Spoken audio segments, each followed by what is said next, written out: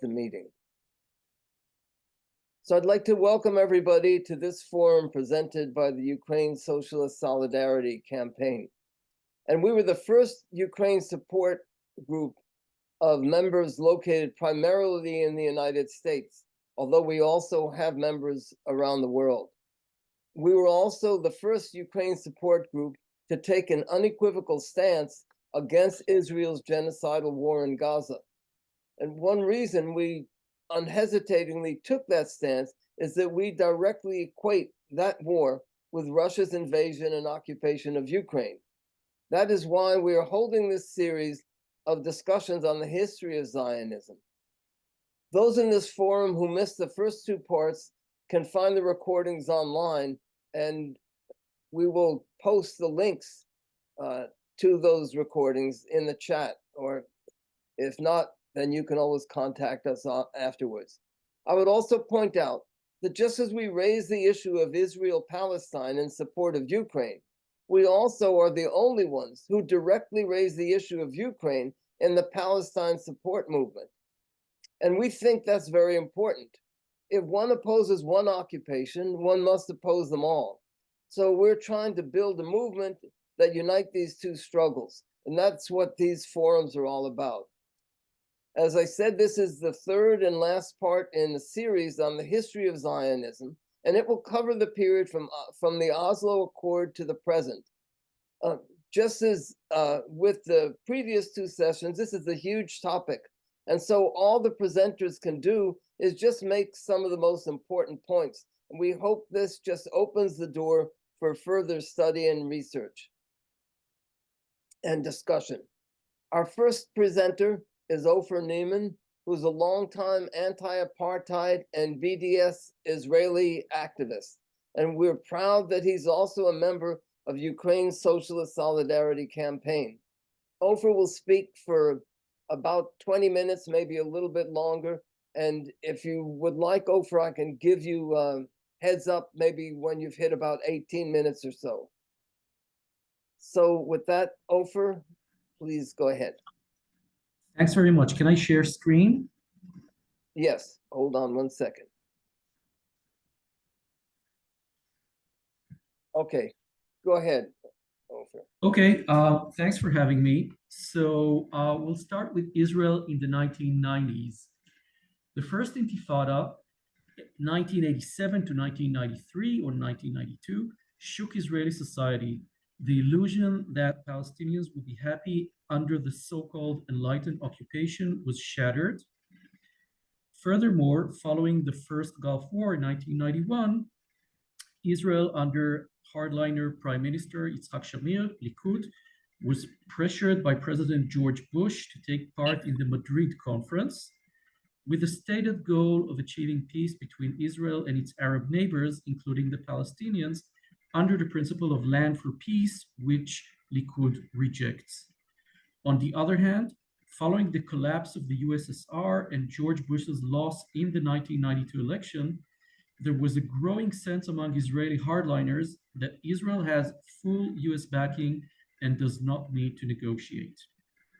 The Israeli right wing stressed this to rule out any negotiations with the PLO, while the Israeli center stressed the lessons of the Intifada and the PLO's, Palestine Liberation Organization, the PLO's weakness after the first Gulf War, in which it had supported Saddam Hussein and was therefore isolated at the time, to portray negotiations with the PLO as a good opportunity for Israel. Another important development, 1 million immigrants came to Israel from the former USSR, arguably making Israel stronger. The economy, the 1985 Israel Economic Stabilization Plan, which was coupled with the subsequent introduction of market-oriented structural reforms, including the privatization of many government-owned businesses, boosted the Israeli economy in the 1990s, but has also increased wealth gaps. Yitzhak Rabin's government and the Oslo Accords. One of Rabin's slogans in the 1992 election was "Remove Gaza from Tel Aviv." He barely won the 1992 elections, and at times his government had to rely on support from two predominantly Arab parties. The right wing incited against the government and claimed that it was illegitimate since it had no Jewish majority. Following the massacre committed by Israeli settler Dr. Baruch Goldstein, a US citizen, by the way, a follower of Meir Kahane, in the Tomb of the Patriarchs in Hebron in 1994, Hamas began to carry out suicide bombings within the 67 borders. Incitement against Rabin intensified, including the famous SS uniform poster at a right-wing Jerusalem demonstration in 1995. Rabin, who had been Minister of Defense in Yitzhak Shamir's unity government between 1988 and 1990, and had presided over brutal policing in the occupied Palestinian territories, his order was break their bones, supported the expansion of settlements. His government confiscated land in the West Bank and detained Palestinians without trial. Rabin regarded the PLO as a security contractor that would fight Hamas without the intervention of the Israeli High Court of Justice or B'Tselem, Israel's leading human rights NGO. Labour Party MK, member of Knesset, Professor Shlomo Ben-Ami, a historian and later a foreign minister in Ehud Barak's government, stated that the Oslo agreements were founded on a neo-colonialist basis, with the intent of imposing on the Palestinians almost total dependence on Israel in a colonial situation that was to be permanent. The Oslo Accords benefited Israeli elites tremendously, while some workers lost their livelihood as a result of factories moving out of Israel. The number of Israeli settlers in the West Bank doubled between 1992 and 2000. Here you can have a look. That's 1992 here, and all the way up to 2000, from around 100,000 to around 200,000. Rabin's assassination and the first Netanyahu government. Netanyahu barely defeated Shimon Peres in the 1996 elections following the assassination in 1995, capitalizing on a wave of suicide bombings by Hamas following the assassination of Hamas leader Yahya Ayash by Israel in Gaza in January 1996. Netanyahu promised Israelis American-style politics, meaning something like presidential politics, a more presidential system, free market prosperity, and US support. He formed a coalition of minorities, Mizrahis, religious Zionists, ultra-Orthodox, Russian immigrant parties, and he exploited historical animus towards the mostly Ashkenazi Labour Party and liberal elites, which caused a great deal of resentment. Netanyahu paid lip service to the Oslo Accords, but his goal was to freeze the process.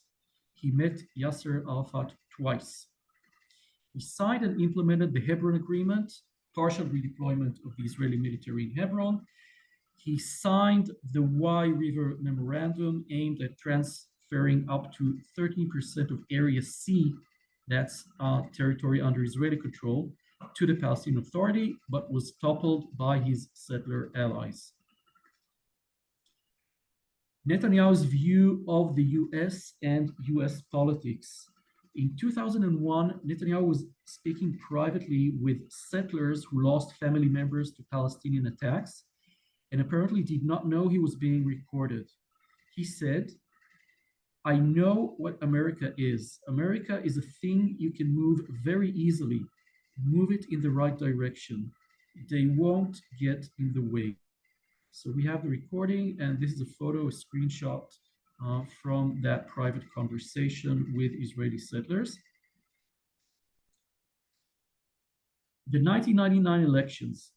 Former IDF Chief of Staff Ehud Barak ran as an all-Israeli hero representing the Labour Party, coming to save Israel from Netanyahu, who was increasingly perceived and portrayed as a divisive hate monger. In response to public pressure, Barak withdrew from southern Lebanon, where many Israeli soldiers were dying in Hezbollah attacks. The Camp David Summit 2000. Barak, like Netanyahu, intended to prevent a Palestinian state, even if he was willing to cede more territory. His proposal was ridiculous. So let's have a look here. Blue and green, that's Israeli territory according to Ehud Barak's proposal in 2000. So as you can see, the whole West Bank is carved up into different units with strong Israeli control in the Jordan Valley, around Jerusalem, up here, and around the borders. The summit failed.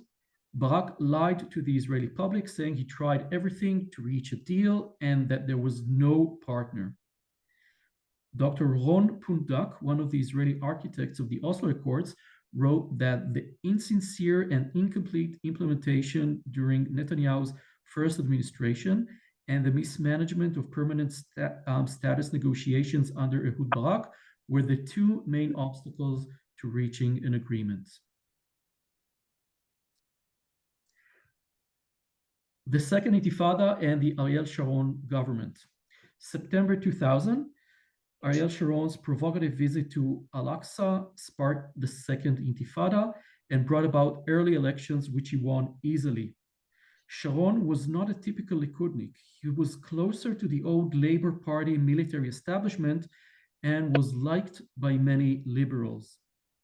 Sharon took advantage of Al-Qaeda's 9/11 attacks and the war on terror narrative, saying that Yasser Arafat is our bin Laden, and Israel has been seeking alliances with Islamophobes across the world, from the Western far right to Indian Prime Minister Narendra Modi. The Iraq War was started by George Bush for various US interests. It's way too simplistic to say that this was a war for Israel. This is incorrect. However, it was strongly supported by influential pro-Israel hawks and neocons. For example, everyone should read, in case you haven't, the Clean Break paper called A Clean Break, a New Strategy for Securing the Realm, by pro-Israel hawks and neocons, which were people who were highly influential in the George W. Bush administration. 2002, Netanyahu's comeback after a 3-year break, forcing an internal Likud vote against a Palestinian state, against Ariel Sharon's wishes. The 2005 Gaza disengagement plan. The idea was to remove all Gaza settlements as well as a symbolic withdrawal in the West Bank under US pressure. The background: 1, demographic fear. 2, pressure of attacks by Hamas on Israeli settlers and the military in Gaza and nearby Israeli communities. 3, fear of future pressure by the US following the Bush administration's roadmap for peace. And 4, a small but growing refuser movement in Israel, including pilots and combat soldiers.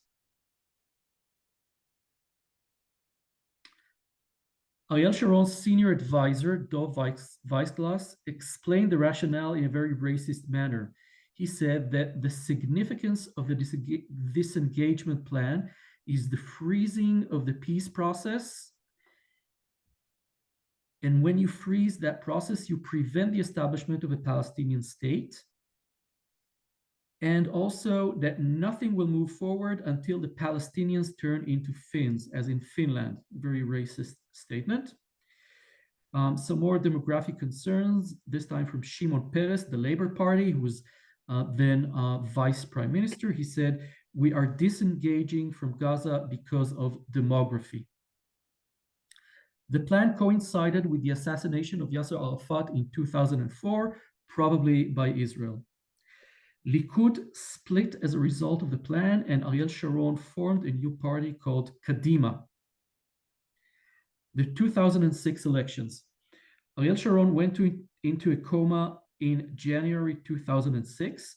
Kadima won the elections under Ehud Olmert with 28 seats out of 120. Likud under Netanyahu got only 12. Netanyahu opposed the disengagement plan. And I would say that even today, his hardcore base amounts to no more than 20 mandates out of 120. So yeah, you also have the parties representing settlers, Smotrich and also Ben Gvir, but Netanyahu's base is not that big. The right wing and settlers vowed to take political revenge for the Gaza withdrawal. Olmert and his foreign minister Livni conducted negotiations in bad faith with the weak Palestinian Authority under Abu Mazen, and everyone should read the Guardian papers from 13 years ago. Leaked documents show the Palestinian Authority and PLO leaders pleading with dismissive US officials in face of Israel's unyielding negotiators, Olmert and Livni, who were supposed to be the moderate centrists.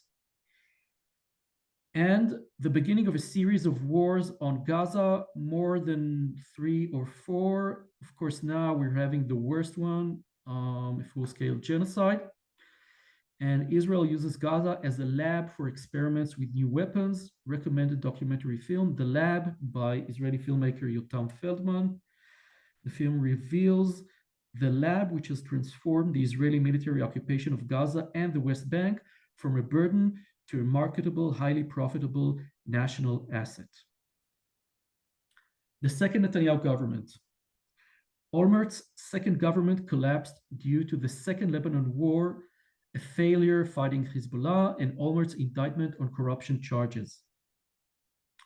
Netanyahu invested billions in operations against Iran, and Ehud Barak, his Minister of Defense at the time, supported this. They were both criticized by Olmert for this initiative. Netanyahu reluctantly agreed in principle to a Palestinian state under pressure from Obama in 2009, but had no intention of following through. He fought back against Obama by mounting pressure through Democrat donors. He also tried to derail the Iran deal, but most Democrats voted in favor of the deal. Later Netanyahu governments.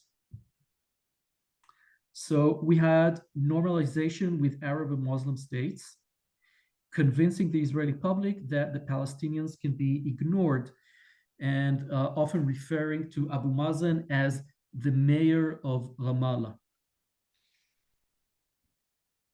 Nonviolent Gaza protesters in the Great March of Return in 2018 were gunned down, showing Palestinians and Gazans that there is no point in nonviolent resistance.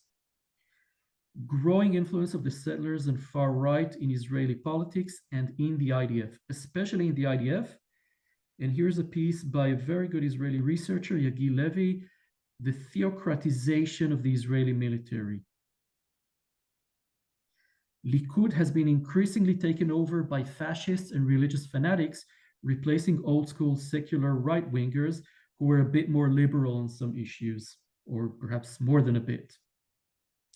A leading think tank, Kohelet Forum, financed by US Jewish donors, is promoting extreme libertarian economics, conservative social values, and the judicial reform, restricting the authority of the liberal or so-called liberal Israeli Supreme Court. The strategic goal here is taking over from old liberal elites and legalizing West Bank settlement policy, including future annexation. More religious Zionist combat soldiers and officers and growing extreme religious influence on the military. International law and human rights are rejected as Gentile or Christian laws in favor of a racist and genocidal interpretation of Judaism.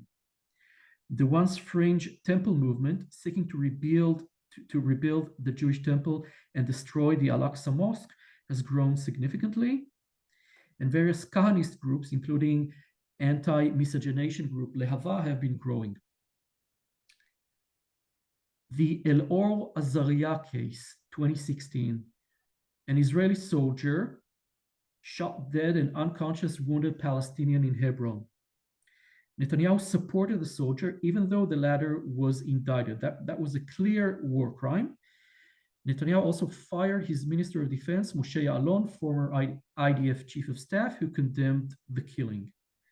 This is one of the seeds of the alliance we're seeing now, an alliance of Israeli generals who are now running the opposition to Netanyahu and are arguably more powerful, at least now. The liberal and Zionist left parties have moved to the right during the Netanyahu years and stopped talking about the occupation. Nature obviously abhors a vacuum, and professional NGOs like B'Tselem had to step in, and they are now leading the opposition with a few small groups of dedicated activists on the ground.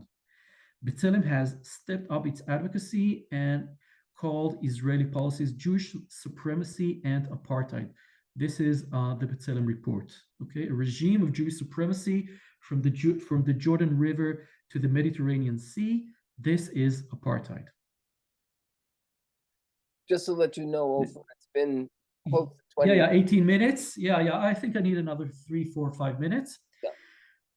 Netanyahu's current government, the most extreme right-wing government in Israeli history, with Kahanists and far-right, openly racist settlers, Ben Gvir, Smotrich, and many others.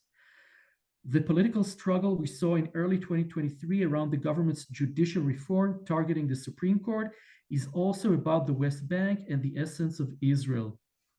There's a growing divide between the far right and liberals, and this has led former generals and Shabak Mossad heads to even use the word apartheid with respect to the far right's vision and or the current situation in the West Bank.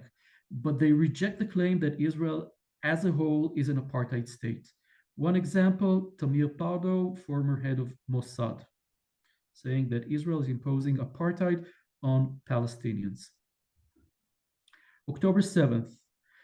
October 7th is widely seen as a result of the Israeli military's decision to move forces from the south to protect settlers in the West Bank at the expense of liberal kibbutzim on the southern border.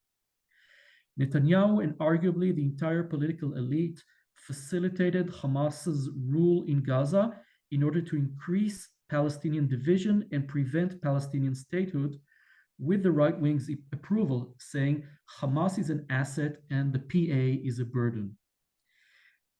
Many Israelis will not want to live on the borders and will not trust a government that kills Israeli captives in Gaza bombings or on October 7th under the so-called Hannibal Directive. We now know that true, Hamas killed many Israelis. That's a fact, cannot be denied. But also we know that the Israeli Air Force and Israeli tanks shot dead quite a few Israelis on October 7th. Mainstream Israelis and the settlers cannot agree on a joint vision. Liberals are increasingly supportive of a ceasefire and an exchange deal. By contrast, much of the right wing, 38% of Jewish Israelis, supports the renewal of Gaza settlements. The only plan for Gaza by the Israeli ruling elites is the transfer. They have nothing else to offer. For example, a joint piece in the Wall Street Journal by Likud MK Dani Danon, former UN ambassador, and liberal pro-peace MK Ram Ben Barak, outlining this plan.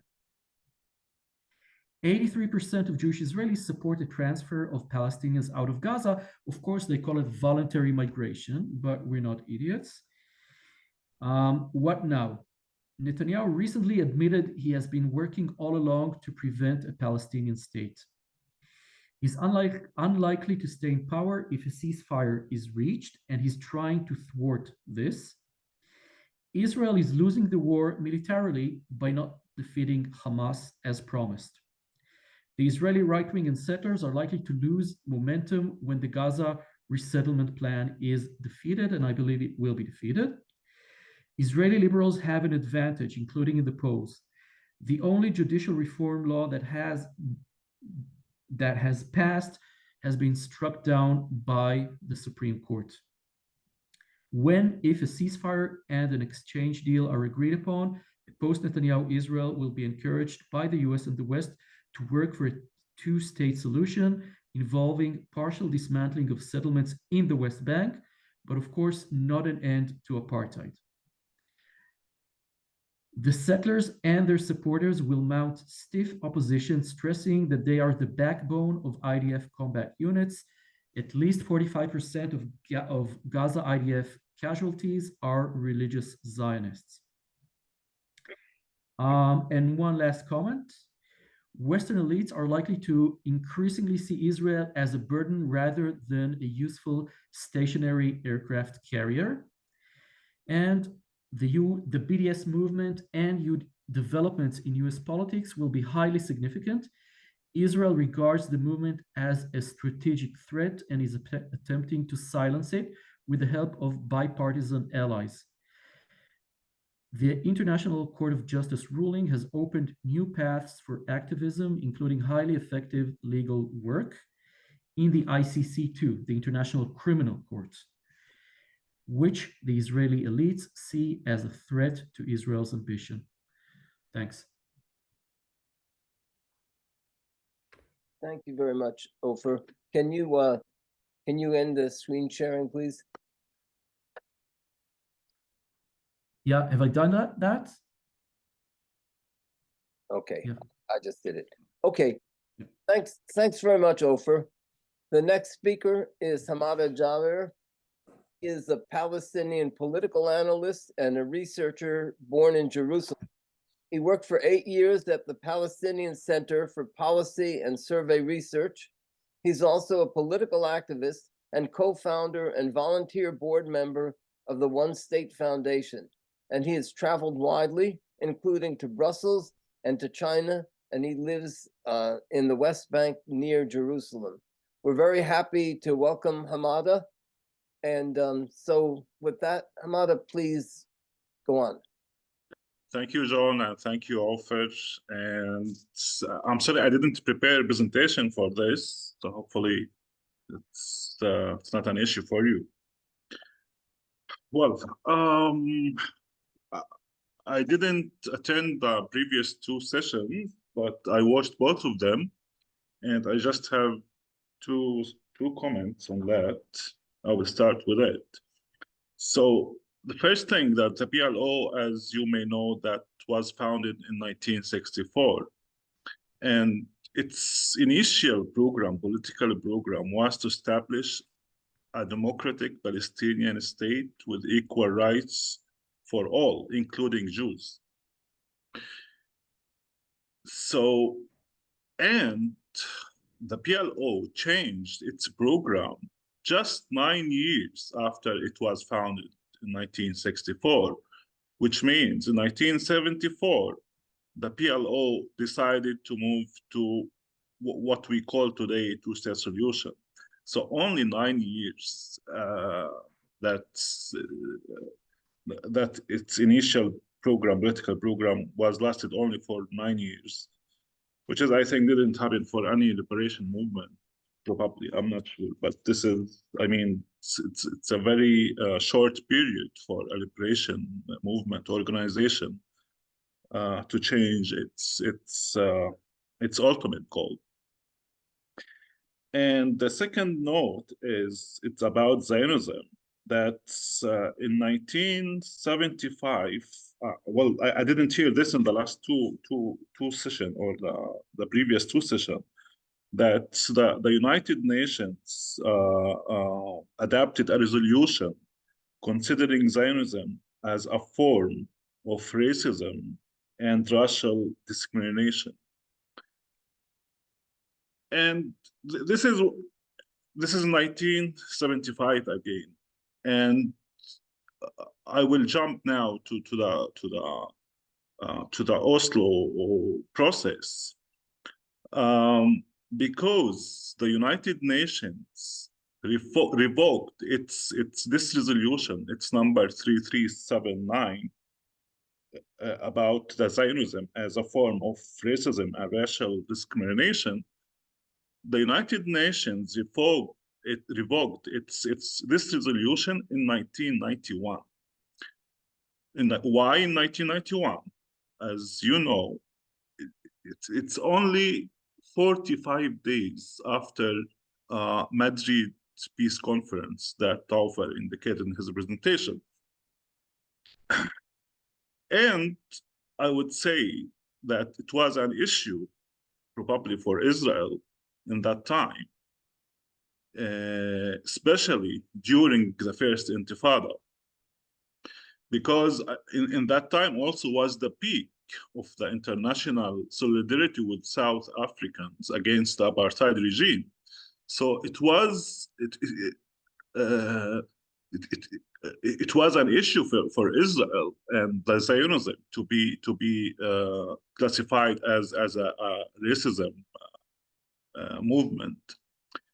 So, and this indicates why Israel was interested in, even that, as Ofer said, that at some point Bush, who pushed Israel, the President Bush, who pushed Israel for Madrid peace conference in 1991, but probably this is also for American interest with the collapse of the Soviet Union and liberating Kuwait from Iraqi occupation. At that time, the United States wanted to introduce itself the sole leader of the world after the collapse of the Soviet Union, and needed to do something, especially in the Middle East and the Israeli-Arab conflict, what they call it in that time. Going back to the PLO, the PLO, as you know, also that PLO backed the Iraqi occupation of Kuwait. And this is to add to other mistakes that the PLO did, as you mentioned in the previous two sessions. I mean, the PLO presence in Jordan, the PLO presence in Lebanon, and also lastly, when it supported Saddam Hussein occupation of Kuwait. So that led the PLO to be isolated geographically in Tunisia, financially by the Gulf states after the occupation of Kuwait and the support to the PLO of this occupation. So it was isolated geographically, financially, etc. So, and as Ofer said also, it was an opportunity for Israel to take advantage of the weakness of the PLO and to impose, let's say, an agreement, which was Oslo in 1993 on the PLO.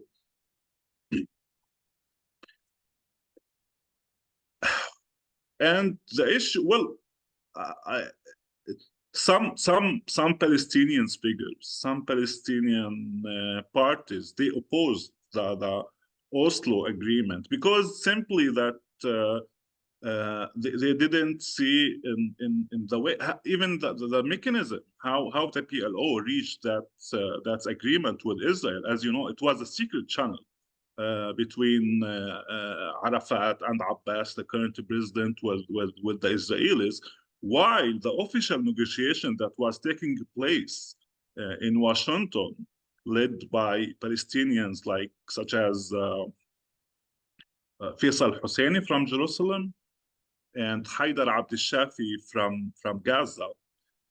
And so the Arafat and his group, they basically ignored the Washington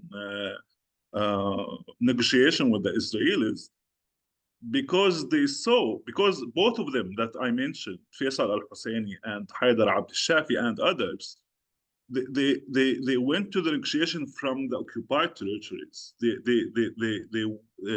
They weren't on exile like the PLO leadership. So they were, let's say, presenting the real interests of the Palestinian people in the ground, in the West Bank and Gaza Strip. And probably the PLO leadership saw in this that these leaders who are negotiating on behalf of the Palestinians, that they might easily take the stage of the PLO, as we know that it's non-relevant anymore in many sense. And they decided probably to go to the secret channel. It was in Oslo. And then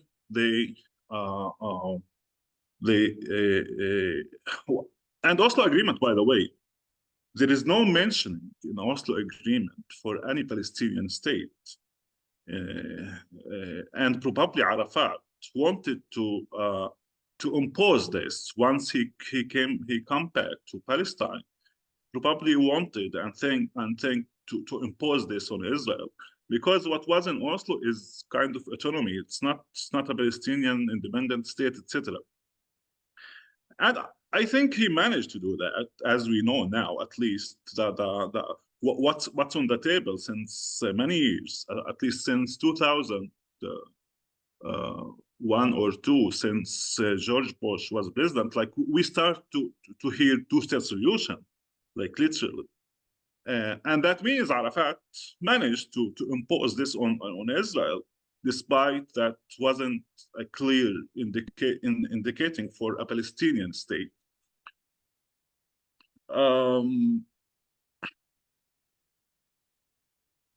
And Arafat came and his group to the Palestinian territories, and they started the agreement started with what they called Gaza Jericho first, which means that the Palestinian Authority or the Palestinians will control first the city of Jericho in the West Bank, and then the Gaza city in the Gaza Strip.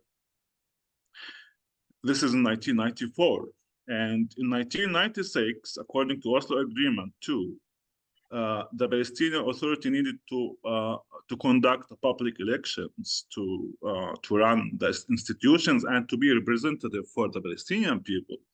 And this is what happened in 1996 when Arafat was elected for the first time as the president of the PA, the Palestinian Authority. In that time, and also presidential elections and parliamentary elections. And definitely Fatah had the majority also on the Fatah, the party of Arafat had the majority in the parliament. And as Ofer also indicates, that Hamas and other groups, they opposed the Oslo Agreement, and they tried to make troubles for the PA by suicide bombings inside Israel, even like and Hamas didn't want or boycotted the first elections in 1996. And then after the failure of Camp David summit in 2000 between Barak and Arafat, as also Ofer indicated, then Arafat, I think in that time, well, it was a mistake, I think, by Arafat to go for kind of what we call it now, the second Intifada in 2000. And interestingly, that Arafat's popularity in that time among the Palestinians was the lowest since Oslo Agreement. And probably, as I said, he wanted by Oslo Agreement to impose on the Israeli a Palestinian state. And then when he felt like it's not going to work with him, he went back again to violence and supported the second Intifada, the armed second Intifada against Israel. And Israel, as always, also took advantage of the second Intifada, and they created what we call it now the separation wall. And the excuse was to prevent the bombing suicide from the Palestinians. But if this is true, and if it's really for security reason, why they didn't build, for example, the wall on the borders of 1967? No, I think it took around 20 or 30% of the West Bank lands. And before that also, as Ofer indicated, in Oslo Agreement 2 or second, which was in 1995, the agreement divided the West Bank to 3 areas, A, B, C, where C represents 60% of the West Bank. And Area C means it's under the full control of Israel. 60% of the West Bank, Area C, which means under the full control of Israel. And also in 1995, that was Paris agreement, economic agreement. that we also still suffering until today, for example, because that's agreement. In addition, that it's prevent the Palestinians from many economic opportunities or any chance for development, etc. For example, one of that components of that agreement is that Israel will collect on behalf of the PA the Palestinian taxes and customs from importing goods and services.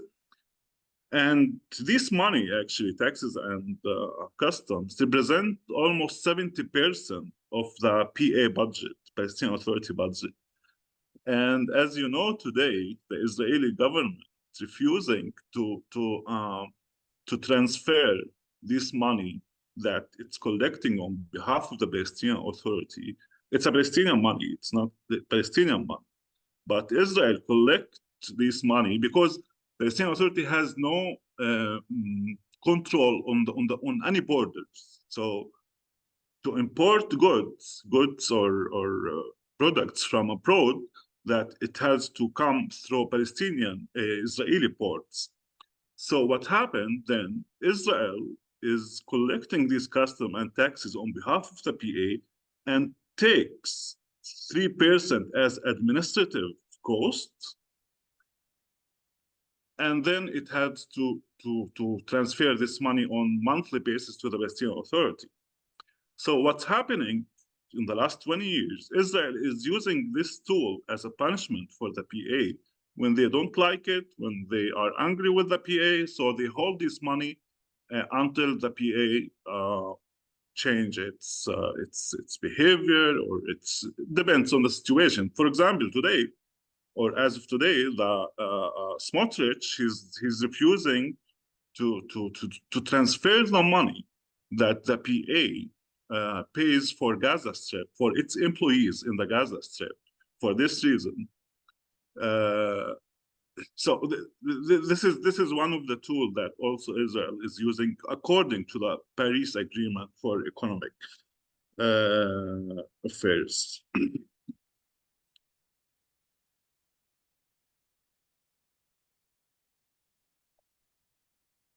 So after the Second Intifada and after Arafat's assassination in 2004, Mahmoud Abbas was, and in that time, I would like to say that's why the Second Intifada was a mistake.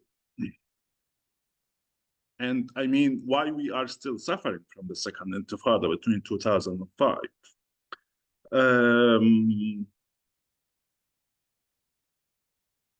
In that time, and why the Palestinians at the end elected the current president, Mahmoud Abbas. In that time, during the Second Intifada, in addition to the Israeli brutality and the Palestinians, they start to feel that the Intifada is going against them in the sense that was kind of chaos in the Palestinian territories. And I think this was created by the PA and by Israel and by all the actors to push the Palestinians for an alternative, which is Mahmoud Abbas. And Mahmoud Abbas was openly always against the armed struggle and armed intifada, etc. And was elected by around 60% of the people in 2005. And what happened, because the Second Intifada led basically by the Palestinian Authority security in that time, so the American and Israel decided to reform the Palestinian Authority security services, and most of the security services that we have today in the Palestinian Authority, they are security that they were trained by the US and the British and Britain. This is to support the new approach of Mahmoud Abbas and two-state solution and non-violent resistance, etc. So this was at the end of the Second Intifada until 2009 at least. especially after 2006, when Hamas decided to participate in the parliamentary elections at that time for the first time and got to the majority of the parliament. And the president has no choice just to ask Hamas to form a new government in that time. And Hamas did. And its government was boycotted by all the international community. The Palestinian government wasn't able to pay the salaries for its employees, etc. And this government, Hamas government, lasted maybe for a year or less, almost a year, I think. And then Hamas was to form a unity government, which means it's not a government that where all the Palestinian parties will participate in this government in 2007. But the boycott of the international community continues as the prime minister remained Ismail Haniyeh in that time, which is the Hamas leader.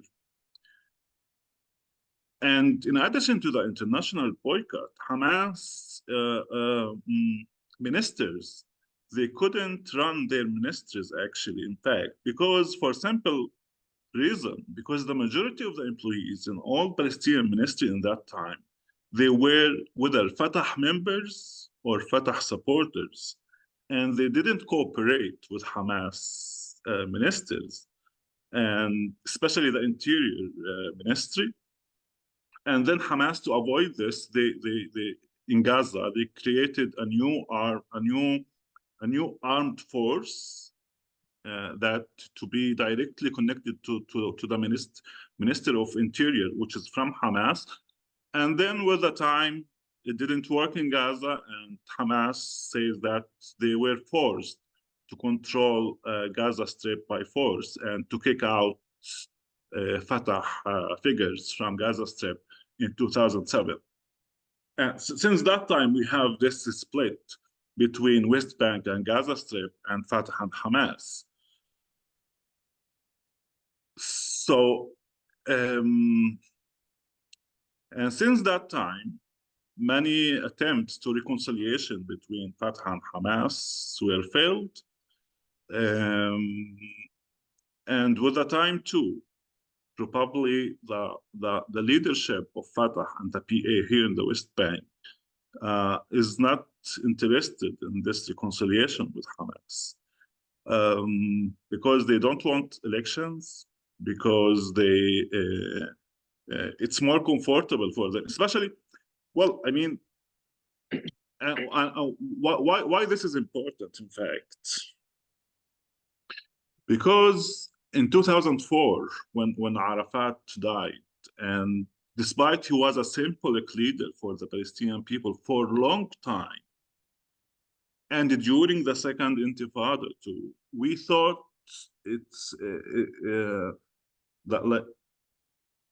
difficult for the Palestinians to go through after Arafat, but no, I mean, simply because we follow the Palestinian basic law, which says the Speaker of the Parliament, if the president died, the Speaker of the Parliament became a president for 2 months to prepare for new elections.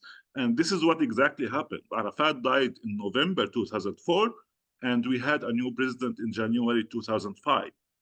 So it was smoothly, simple, fast, without any problem. And this law is still in place. Hamada, just to let you know, it's been 20 minutes, but please continue. Take the 20? Wow. Yes. Okay, sorry.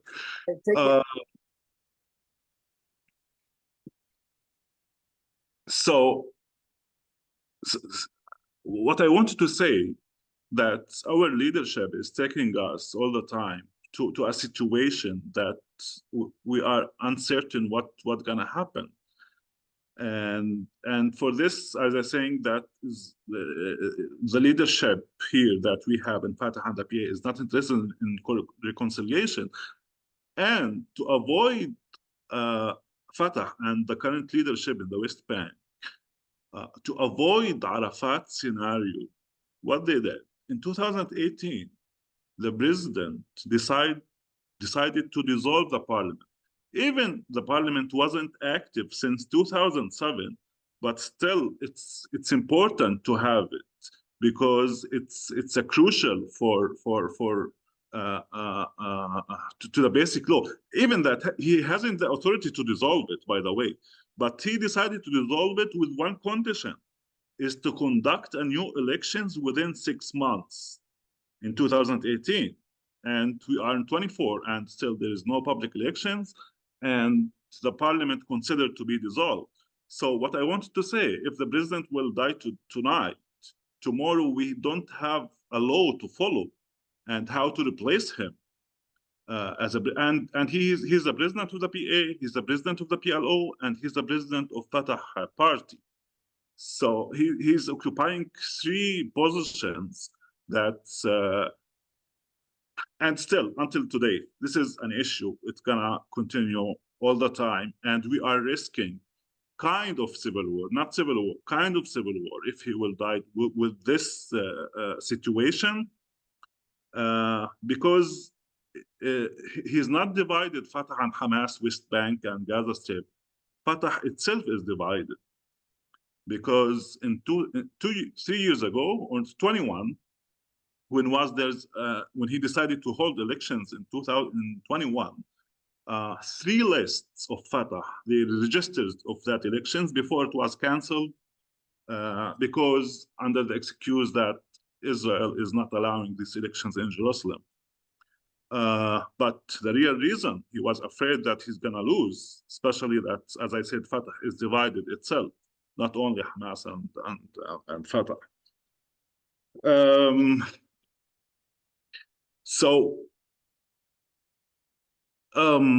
What I want to say about October 7th, it's I think, well, I would, if we had kind of real national leadership, especially in the Palestinian Authority, before October 7th, we had that battle in 2021 as Palestinians, and I think it was very important turning point for the Palestinians to catch when in the battle of 2021 in Jerusalem, we saw this Palestinian spirit united everywhere.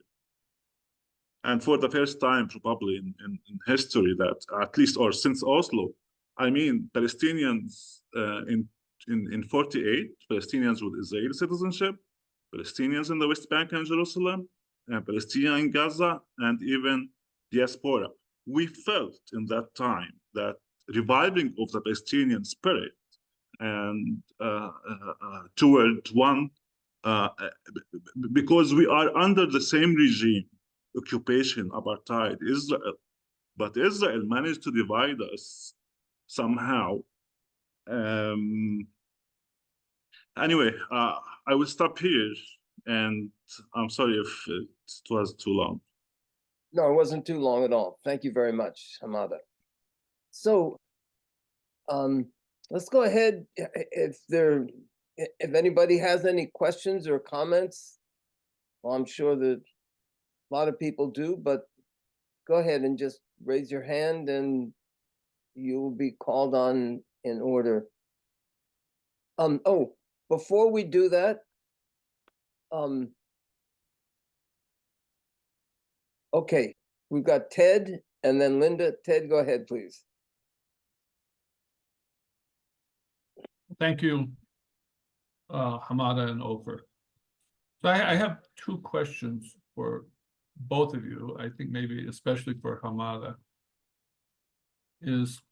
I would like you to talk about other political forces in Palestine and among the Palestinians besides Hamas and Fatah Palestinian Authority.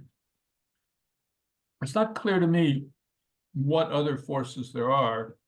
You know, in the past, there was the PFLP, the DFLP, and we hear about the Islamic Jihad.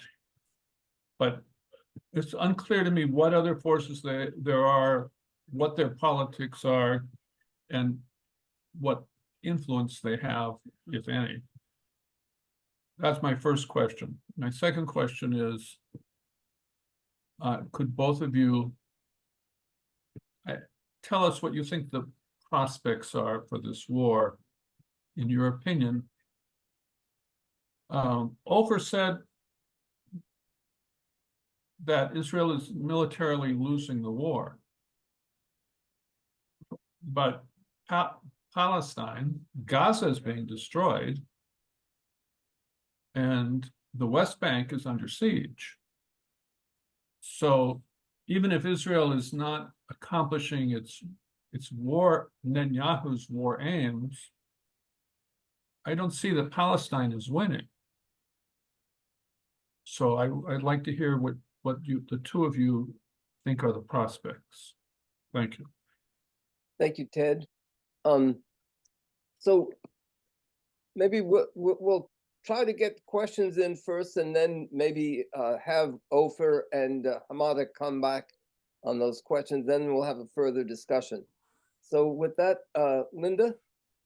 Yes, hi. One of our major concerns is the whole issue of the colonial settler state, and Russia has stated through its ambassador Lavrov that their aims in subjecting the Ukrainian people are similar to the aims of Israel in subjecting the Palestinian people.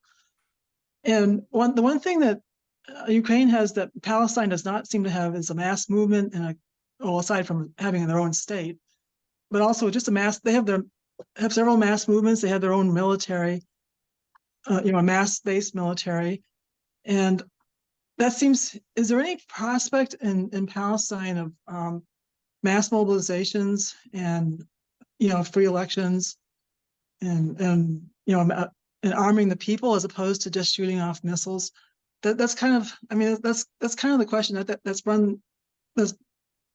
that has haunted me for like years as I watched this horrible struggle unfold, is that the Palestinians are never really in a position to mobilize their full strength. And I've often blamed their leadership for that. Thank you. Thanks, Linda. Rachel? Me or the other Rachel? Rachel Brown. Yeah, I'm actually in a hallway now. Like, can you just can the other Rachel go first so I could get into my apartment? Okay, we'll come back to you then. Rachel Atwood. I'm just reiterating what I wrote in the chat. I guess this would be more specifically about what Hamada was saying at the end about with the PA and Mahmoud and Abbas, and like what specifically, why is he not willing or able to step down from power, or why is this on hold? And I feel like in the West so much we get this caricature almost of Abbas as just this kind of anachronistic, useless character, but what forces are at play that keep his leadership just frozen as is? And again, I asked this, and it looks like Cheryl gave a quick answer, but I wonder if you could go on and explain some more details about why they're unwilling to find like about potential problems and concerns about transfer of power or in any form. If you could just go into any details about that, that'd be good. That'd be appreciated. Thank you, Rachel Atwood. This has been a lot of questions here. Maybe Hamada and Ofer would like to respond to these questions so that they don't lose track of them, and then we'll go on from there. So would the two of you, Ofer and Hamada, like to respond to these questions? I can start. So first of all, you can see my presentation here in the chat. Okay, I've uploaded the file, USS talk. So most of the questions are actually addressed to Hamada, but there was a question about the outcome in Gaza. So I don't know. First of all, I think Netanyahu has to be removed. He will not agree to a ceasefire, full withdrawal, an exchange deal releasing all Palestinian prisoners. That's my guess. I think he will be removed. Following pressure, we're seeing more and more street protests from centrists in Israel. Probably a lot of coordination between Biden administration officials and members of the Israeli opposition, but it's going to take time. And I think that Joe Biden, Genocide Joe, he's getting, I mean, he is in deep trouble electorally, I think, ahead of the 2024 elections because of his support for this genocide. I think he will be increasingly anxious about pressuring Netanyahu to stop. And if that's impossible with a future Israeli government under someone like Benny Gantz, I think it's possible that Israel will agree to a ceasefire. Of course, the right wing will then fight back against the ceasefire. So expect hell here on the streets here in Israel. In terms of what I think is going to happen in Gaza, I really don't know. I think it's going to be a combination of some presence by the Palestinian Authority, which Israel doesn't want, but I think it's going to happen. Some roles played by local figures. Israel is trying to install collaborators, which cannot work, but perhaps some other public figures from Gaza will be a part of the solution.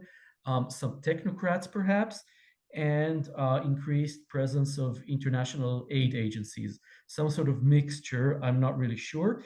In any case, Israel will still try to make Gaza uninhabitable. So the idea of pushing everyone out by force right now is probably off the table, but making their life so miserable that they want to leave, that's going to be an unofficial Israeli policy, which we will have to counter.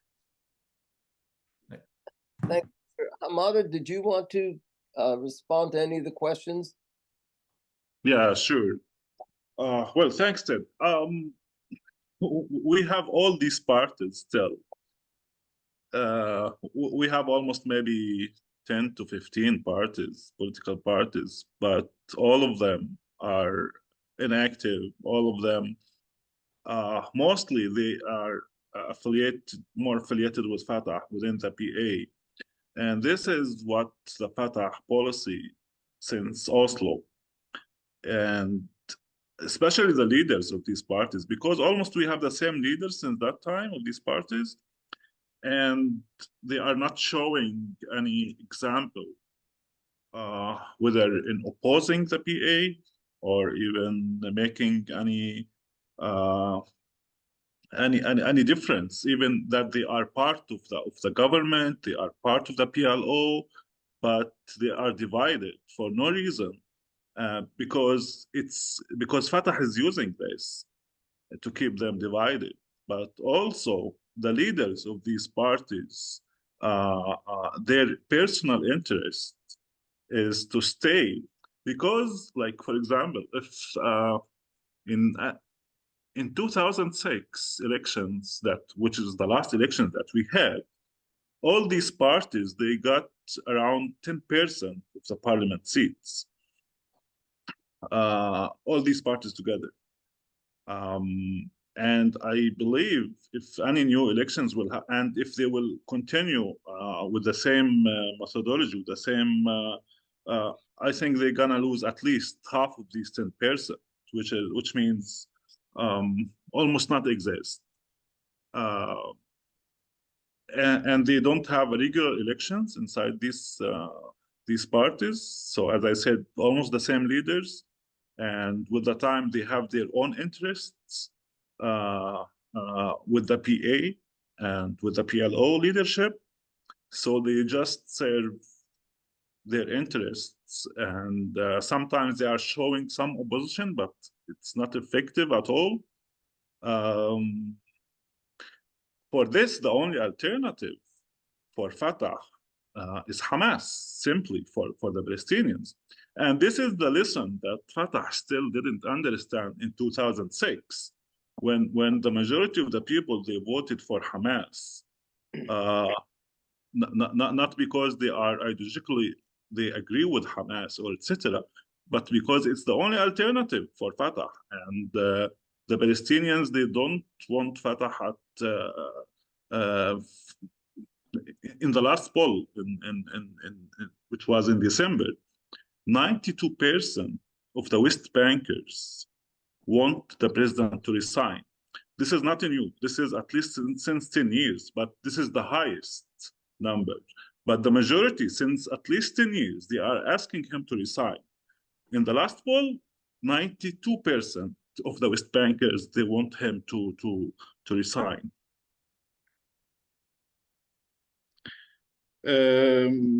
So, I mean, we have still all these parties, but they don't represent much as they used to do. But I think the only solution, especially for the leftist parties, is a unity and with a new leadership. Otherwise, if any elections will happen in the future, I think they will disappear. The outcome of the current war, it's as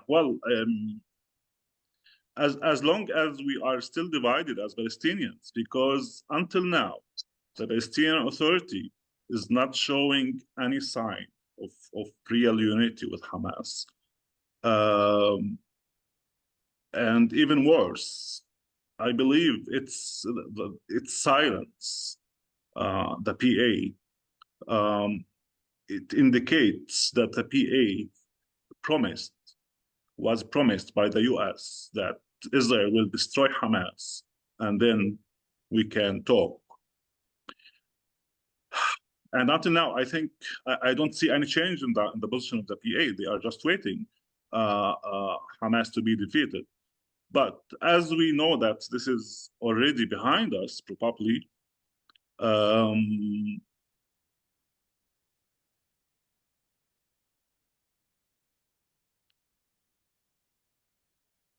I think that Hamas wouldn't accept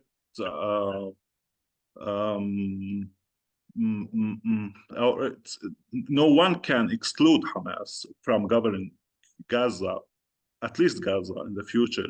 So probably, as Ofer said, probably it's kind of unity government that could be wider. And I mean, because during the second Intifada for the Israeli and Americans, was Arafat the obstacle for the peace process.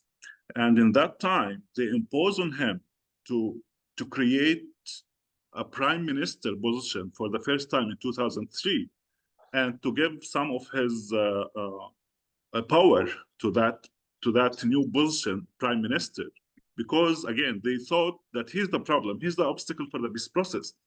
And in 2003, this new position was actually created for the current president, Mahmoud Abbas, and he was appointed as prime minister at that time by the pressure from the US and the international community. And now they are repeating the same scenario, asking to reform the PA or to do some changes.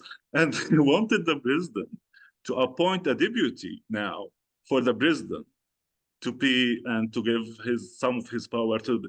It's the same scenario from the international community. And why he's still in power, Abbas, despite all of this? Simply the international community again, because he's controlling all the money of the international community that I mean the only legitimacy that he based on is the international community. Otherwise, there is no any pace for his presence to stay in power. Whether no popular support, no political achievement, no. So I mean the international community, and for this he's probably he will comply with any new U.S. pressure about U.S. PA reform, etc. Because simply he cannot say no, because his presence and is based on the international community and the U.S. support. About mobilization of the Palestinians, yeah, the president, the current president, he always was calling for non-violent popular resistance, but he cannot, and his party, he cannot mobilize more than 1,000 Palestinians. I mean, because there is no trust in this leadership from the people. So and for this I was indicating for the 21 battle, because in that time, if we had a real, again, national leadership, and to catch this revival of the Palestinian spirit everywhere, needed and real leadership.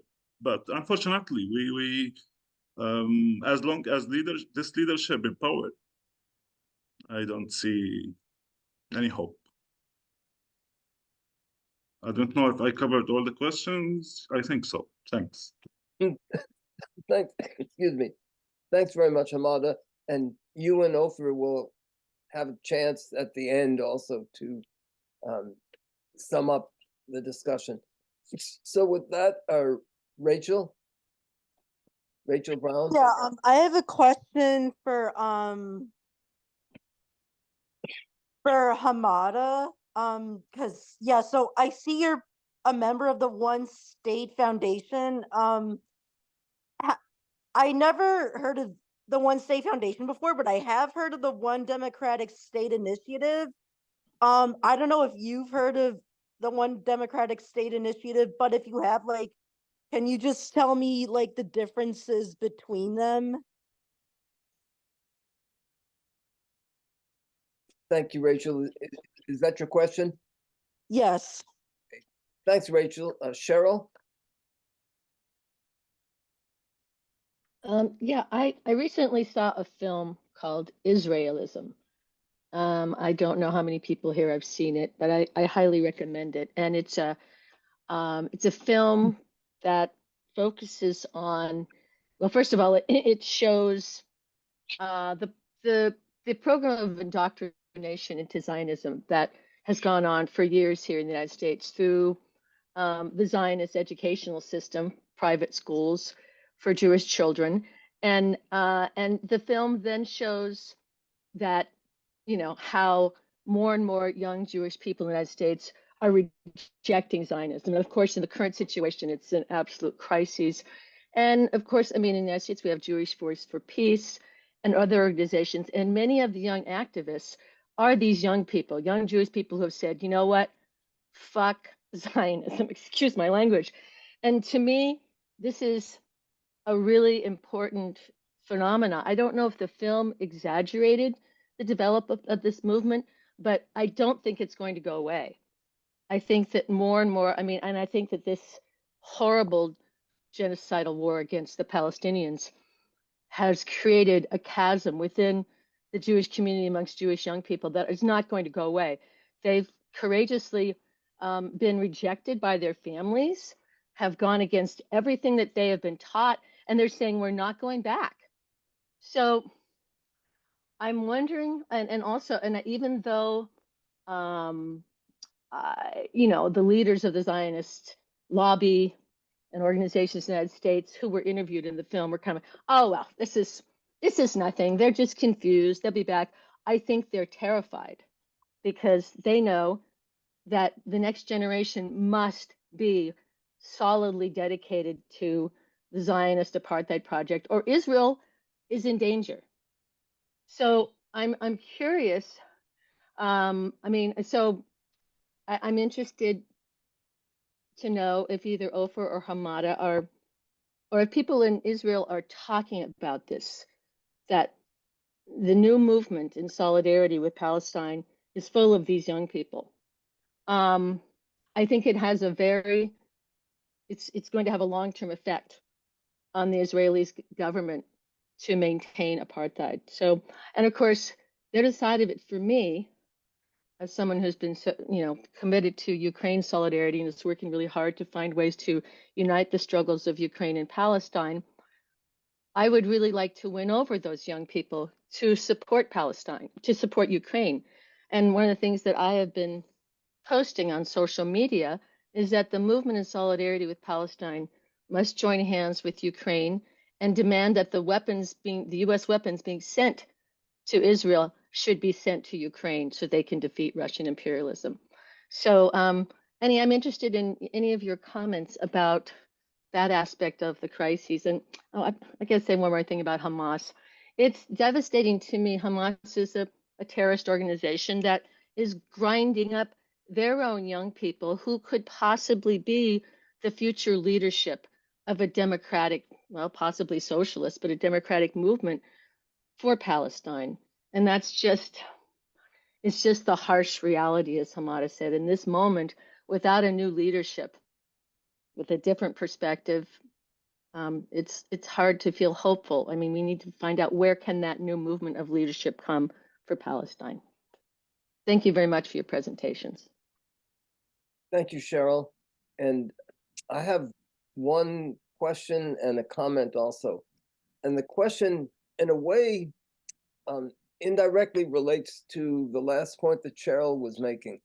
My question is, what effect did the Arab Spring have on the consciousness and the mood, both amongst Palestinians and also amongst Israelis? And also, if there were to be a new Arab Spring, which was also more directly involved the class struggle.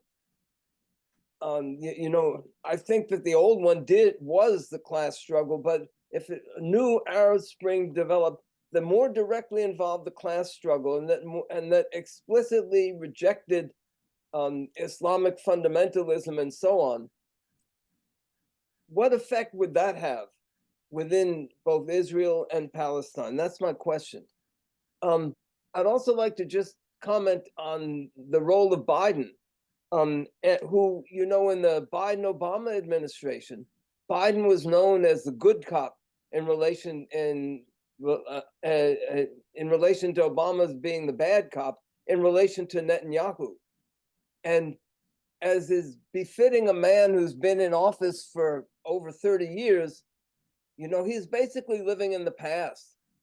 And he still thinks that we never supported Israel of any sort, but he still thinks that Israel of today is the same Israel as it was back in 1973 when he met Golda Meir.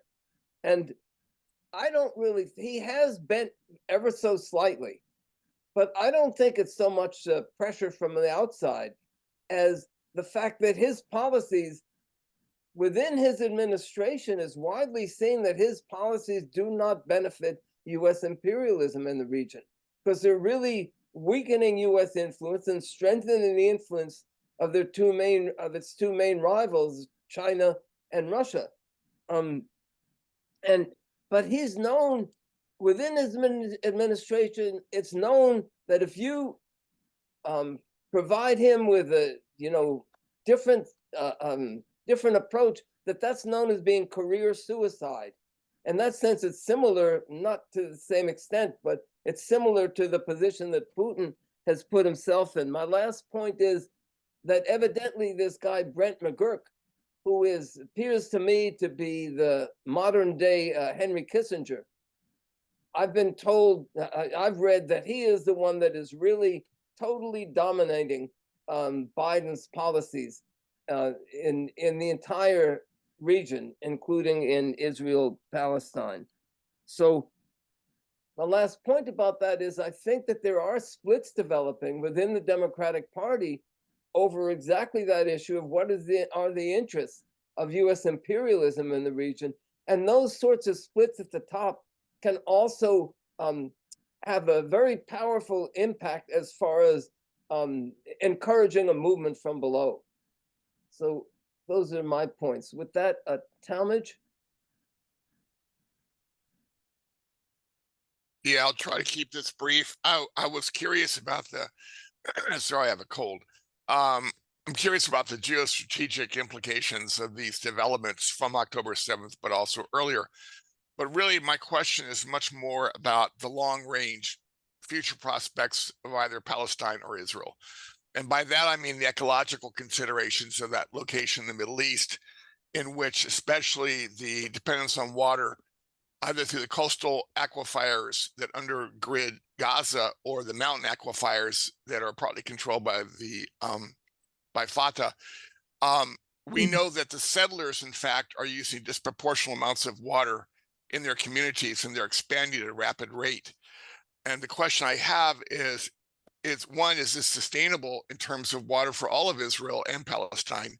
Or are we looking at a failed state in about 50 years from now as climate change dries up the mountain aquifers that these people depend on for water supply?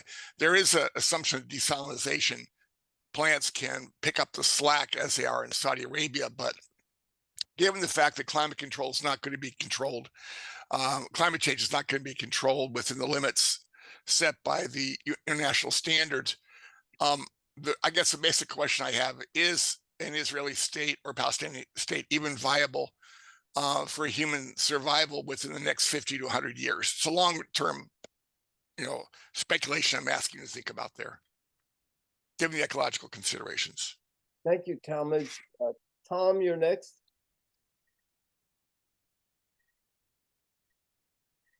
Tom, you have to. Hi. Yeah. Hi. Thank you. Yeah, a couple of questions.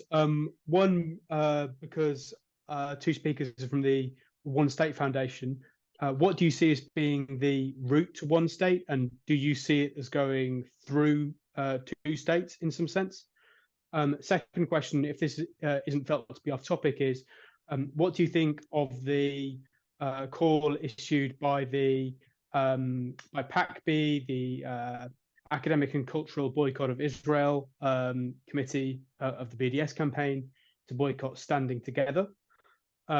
Maybe I should say, just for people who aren't familiar with the organization, it's a joint Palestinian Jewish organization within the Green Line that it is an anti-Zionist. I understand it's been one of the main forces mobilizing people for a ceasefire. I think the BDS campaign's objection to them is that because they don't insist on the right of return, therefore what they're doing is normalization. But yeah, interested in both of your thoughts. Thank you. Thank you, Joan. Can we answer a few and then move on to the next questions? I mean, it's like 5 or 6 questions by now. Would you is that okay with the next two speakers? Would Ofer? Okay. Okay, whatever. So if you only have like 2 more questions, that's okay. I mean, I have all the time in the world. I mean, it's up to you, but in the lineup, and then we'll go to you and Hamada, if that's okay. Okay, go ahead then, Joan. Okay, thanks a lot for doing this. And John, thank you for introducing the Arab Spring. And could I widen the discussion a little bit? Because whenever we talk about the Middle East, you got to go and think about the fight against imperialism in Ireland, okay? And so everything that you two guys have talked about, we have experienced in the north of Ireland with the continuing struggle against British imperialism. And I want to make just, 2 points. I'll try and keep it to that. Number one, Israel's controlling everything there, right? The way you drew the maps and the way they're dividing all of the groups. So in Ireland, Britain's controlling everything, even the peace agreement. Today, I believe there's a new government starting up, and a woman from Sinn Féin, which were the political representatives of the Irish Republican Army, was signed into office for a peace deal agreement following a war that took 30 years and thousands and thousands, the biggest war in Europe in a long time, okay? And what did they get? They got nothing. The Ireland is still divided. We got nothing except a new peace agreement. So that is my point. Now, armed struggle versus mass movement. And that was the debate in Ireland. That is, somebody raised it here tonight on this meeting. And you have Hamas, who is dominating with a military struggle. And what did they get? And what will they get? Okay. We fought this as socialists in Ireland, in the north of Ireland, right? That, We support the right of people to fight back against imperialism, which we did. But we argue that you can get better and more rewards if you focus on a mass movement of the people. All right. We didn't win, and you're not winning that argument if you're raising it at all in the Middle East. Okay. But what we got was failure. We got what the British wanted to do, the British and the Irish governments wanted to do with the north of Ireland, which was not good for the class struggle or for anybody, and certainly not for getting a united Ireland. So that is an issue that still needs to be thing. I will add one more thing. When we, our socialist movement in Ireland, I think around in the 1980s, we ran a tour of Israeli socialists, two young men who did a tour of Ireland. And what their argument was that the way it was right now, it was not a safe place for Jewish people, the way Zionism has set up that state there. And we still argue that kind of thing. Thank you, everybody. Thank you, Joan. Okay, so we've got two more people. We've been going now for over an hour and a half. So we've got two more people, and then maybe we could close out the meeting with some final comments from Ofer and Hamada. Stanley? There's been many protests in the United States. Labor unions, for the first time, are passing resolutions calling for ceasefire. And I'm talking about big unions, United Auto Workers, SEIU, 1199, and this week, the American Federation of Teachers. There's been lots of efforts in cities to get the city councils to call for a ceasefire, like Bridgeport, like Oakland, San Francisco, Chicago. I sincerely doubt that people in Palestine, Israel have heard about it, because I don't think it's covered. At least it's not in Haaretz that I notice. And I'm sure it's not covered in further right-wing papers. So how do we do this? How do we let people in Palestine and Israel, whatever you want to call these places, what organs might publish articles that we could create and send over to them? Could you make a list of Palestinian and Israeli groups that would get the word out? That's my question. Thank you, Stanley. Pete, and then we'll have the final comments. I have a question that's been kind of bothering me for a long time. When I follow Ukraine, there are lots and lots of excellent military commentators, like the whose name escaped me now, but you know who I'm talking about. And you know, so the situation there is very conventionally understood. It's like the U.S. Civil War. We have a front line, we have this, we have that. Even the political situation surrounding it, for example, with the apparent firing of Zaluzhny, which recalls, you know, General McClellan and Generals MacArthur and so forth, rings a lot of historical bells. What I don't see about the genocidal war, which it certainly is in Palestine, what I don't see is a military situation that I can understand in that conventional way. So perhaps somebody can post in the chat or point to something that explains this, because it has always bothered me, you know, that the tactics and strategy and movement are so difficult to imagine. Thank you, Pete. So if there's nothing further, then Ofer and Hamada, would you like to add any final comments, please? Yeah, sure, I can start by addressing the questions. And let me know if I forget anything. You can always keep in touch with me afterwards. I mean, John has my email address. So the One Democratic State Foundation, both Hamada and I are members. Personally, I tend to be agnostic on the road to a one-state solution, as well as the specific details. I don't have much to say on this.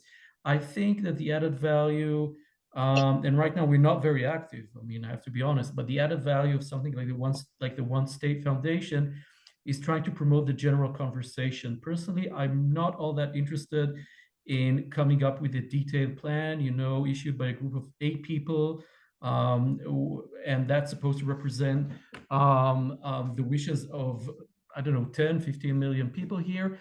That's not the main thing for me. I mean, the main thing for me is bringing everyone together and promoting the general conversation on a one-state solution. Other people can take it from there as far as I'm concerned. Yeah, changes in US politics, the new generation of US Jewish activists and what US unions are doing. I think this is huge. I think that in many ways, the US is the main sort of battleground for Palestinian liberation. As for letting Israelis know about what's going on with these struggles, yeah, it's very important. Something that's personally very important for me. I try to translate stuff and share it at least on social media. However, I think that most Israelis will hold on to this illusion or this just thinking that the US supports Israel as long as a US president and Congress support Israel. I mean, I think that the only way to get through to the Israeli public, telling them that the US is changing, is when they see a real threat in Congress or the US refusing to impose a veto at the UN Security Council and things like that. But I still try to do my part and translate and let people know about US politics. In any case, I think it's a great idea for all these groups to be in touch with Palestinian and Israeli groups, which we're trying to do. By the way, there's a new group called Shoresh of Israeli anti-Zionist dissidents in the US. They're active on Instagram. I encourage everyone to look them up and support them. I'm also a member of Boycott from Within, Israeli citizens who support BDS. You can always be in touch with us and another group called Israelis Against Apartheid. And we work together with Jewish Voice for Peace and other US groups as well. And let's all work together. Standing together. Yeah, so I'm not a fan, I have to say. I'm not a fan. I am a fan of standing together when it comes to local demonstrations here against street fascism. We need everyone on board for that, countering street violence by fascists and communists, and Standing Together are one of the groups leading the way. They are being boycotted, not quite for not going far enough ideologically. The call is to boycott them abroad for basically exporting their politics abroad. I think that our Palestinian partners, our BDS partners, have no issues with what Standing Together are doing inside Israel. They have low expectations, I mean, our Palestinian partners. But when Standing Together come out and try to sort of market this rather soft politics of, not going beyond opposition to the occupation, not talking about apartheid, genocide, settler colonialism, not calling for BDS, that may come at the expense of the movement we're trying to build internationally. And so I really don't like their new international politics, and I strongly support the call by the Palestinian BDS campaign to boycott Standing Together abroad, internationally, as long as they are promoting the current politics. A question on the ecology. So who am I? I mean, I'm not an expert, but my guess is, yeah, desalination was mentioned. Israel has plenty of water right now, and I think there's plenty of water for the Palestinians. I mean, Israel just doesn't want to share water with the Palestinians. So my guess, and it's just a guess, is that this is not a problem. And most of the territory here is not desert, has not been desert, and not right now. And so I think this can be quite a prosperous region, even in terms of water and agriculture. Last question about the Arab Spring and Israeli perception. So I think most Israelis, certainly the Israeli elites, were quite happy to see the failure of the Arab Spring, calling it the Arab Spring, saying the Arab Spring became an Islamist winter. That was a common statement here. And of course, people here support the reactionary Arab regimes and are anxious whenever they see a significant change, such as the Arab Spring. And I hope we see another one. That's it. Thank you, Ofer. Hamada? Yes, thank you. Well, for one state foundation, in fact, what we try to do, we saw that there are many initiatives, many movements that are talking about one state solution. So in the last years, we tried to unite these groups in one group and to be more present, because, like, I mean, the differences between these groups, it's important and etc. But it's not the time. Let's say, I mean, let's to focus on the goal, and then maybe we can talk about the details of one state solution. For me, we are in one state reality since at least 1967. And even with the establishing of the Palestinian Authority in 1994, we're still in the same situation. Who controls everything is Israel. If a Palestinian baby born now, we need to take his ID number from Israel. This is in addition to controlling all the borders, in addition to controlling all the sources. As you saw, that they cut the electricity and the water in Gaza, and it's the same here in the West Bank. We have these services provided basically by Israel, because we are allowed or not allowed to do it by ourselves. This is another issue, and I don't see the Palestinian Authority doing effort to do that, but we are not allowed anyway to do that. And Israel wanted to control basically everything. And with the time now, after 30 years of establishing the Palestinian Authority, now there is no way to describe the Palestinian Authority but an agent for Israel to control the Palestinians on behalf of Israel. And this is to avoid Israel to be called apartheid, because for the majority of the people, that they are not following closely the Palestinian cause. And when you hear about Palestinian president, Palestinian prime minister, Palestinian parliament, blah, blah, blah. So all these titles and names represent a state. So you cannot imagine that these people with these titles are controlled by Israel. So you need to follow closely what's happening on the ground to understand what's going on. Otherwise, you think, okay, the Palestinians, they have almost their own state, and why they are still fighting, for example. Because, for example, I'm not surprised, but I'm not taking for granted this huge solidarity around the world with the Palestinians. Because simply in the last 30 years, our leadership, at least the PA, is not doing enough to explain it. Because if you take maybe close attention to who's protesting around the world for the Palestinians, you will find a segment of persons or activists that they know the root already from the 70s or such thing about the Palestinian cause, or the new generation that they learn about the issue from the social media. And the generation in the middle almost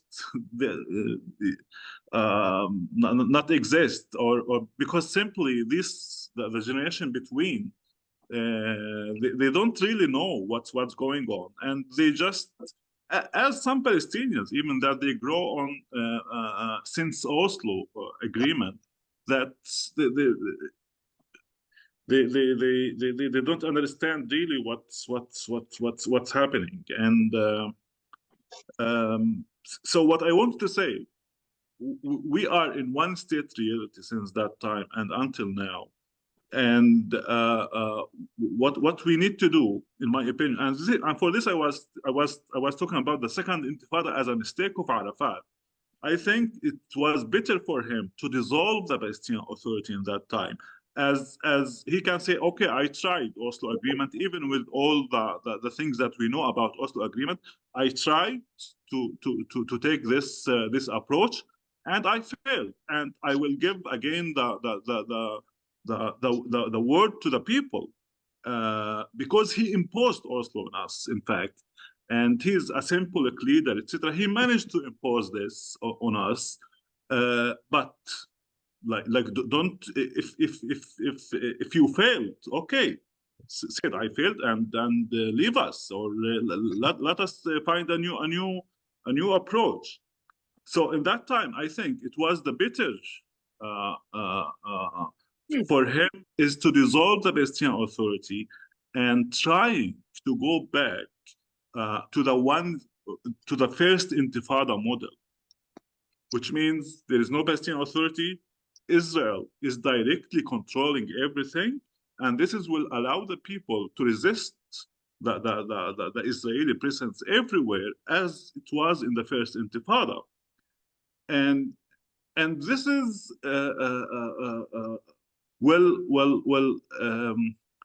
will introduce Israel again, as I was indicating for the UN General Assembly, a resolution about Zionism as a racist movement. It's gonna be again the case, and probably it will not be easy for the international community to continue supporting such regime as they did with the South African regime, because and this is in addition to because by Oslo, the Palestinian leadership voluntarily say that we are not responsible for the Palestinians inside Israel, that they have Israeli citizenship by Oslo. So it's an opportunity to involve again the Palestinian inside 48, again to the collective Palestinian struggle against Israel everywhere, again, West Bank, 48, Jerusalem, Gaza Strip. And we will have, and I think in this approach, we will have much more Israelis also that could join us in our struggle for equity and equal rights within. What I want to say, it's one state reality. We need to transform it from apartheid, one democratic state for all with equal rights for all. This is what we think about one state solution. Sorry. Go ahead, Hamada.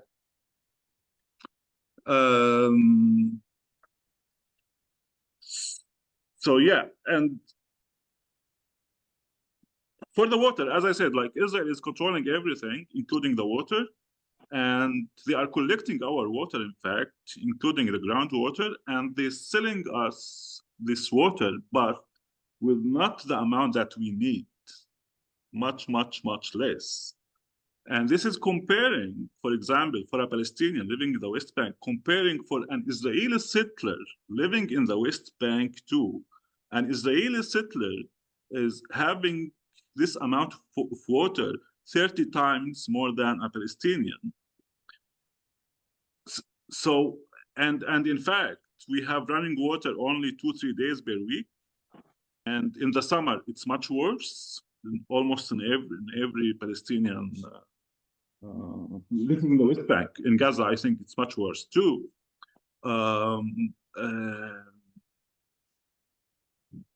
Well, I think, I don't know if we have enough water for all for the long run and with the climate change, etc. But this desalination plant, I think, could be a solution at some point, as all the world, or like it's not a unique issue for us. But the region, for example, Jordan is buying this water, I think, from Israel, because in Jordan is a real crisis of water there.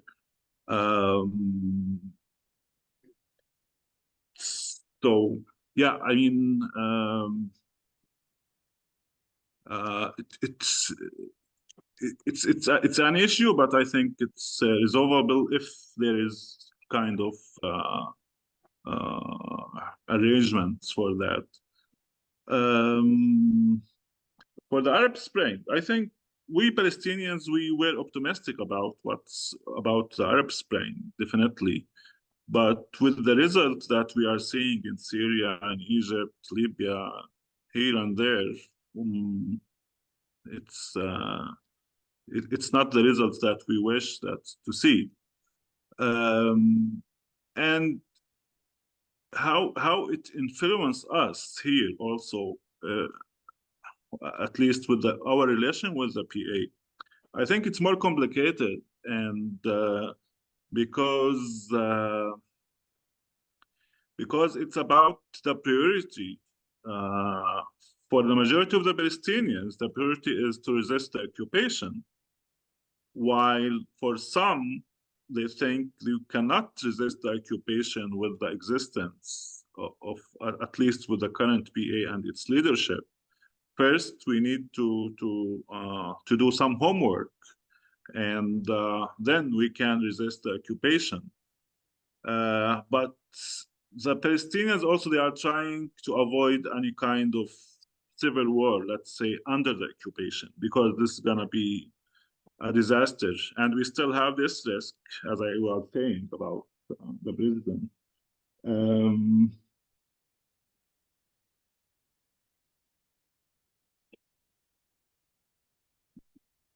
But yeah, I mean, so hopefully, well, as you see, the Arab regimes that we have today, that's even not good for their own people, not only for the Palestinians, as you know. Well, yeah, this is my comments, I think. The BDS is and again, the president himself, I don't know which year, maybe like he was in South Africa, and a journalist asked him about BDS, and he said, "We are not calling to boycott Israel." So this is the president. So the BDS has no official, let's say, support or openly official support from the PA, but it's growing and it's important. And if you can imagine the BDS influence, if we don't have the PA and we are resisting kind of direct, it's now direct occupation anyway, but we still have something PA that's maybe you can argue me if it's an apartheid or not, because we have this PA. But again, if you go in details and knowing what's happening really on the ground, it's definitely an apartheid and occupation. Thanks. So with that, we're going to end the meeting. And I'd just like to remind everybody that a big emphasis in our efforts in the Ukraine Socialist Solidarity Campaign is to unite the two struggles against the occupation of Gaza and Palestine and against the occupation of Ukraine.